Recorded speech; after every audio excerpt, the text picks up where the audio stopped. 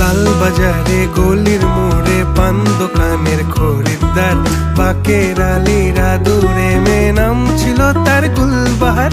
লাল বাজারে গলির মোড়ে পান দোকানের খরিদ্দার, বাকের আলীরা দূরে মেয়ে নাম ছিল তার গুলবাহার। নাম ছিল তার গুলবাহার, দেখতে ভারী চমৎকার, তুলনা যে হয় না তার হোসনে আরা গুলবাহার।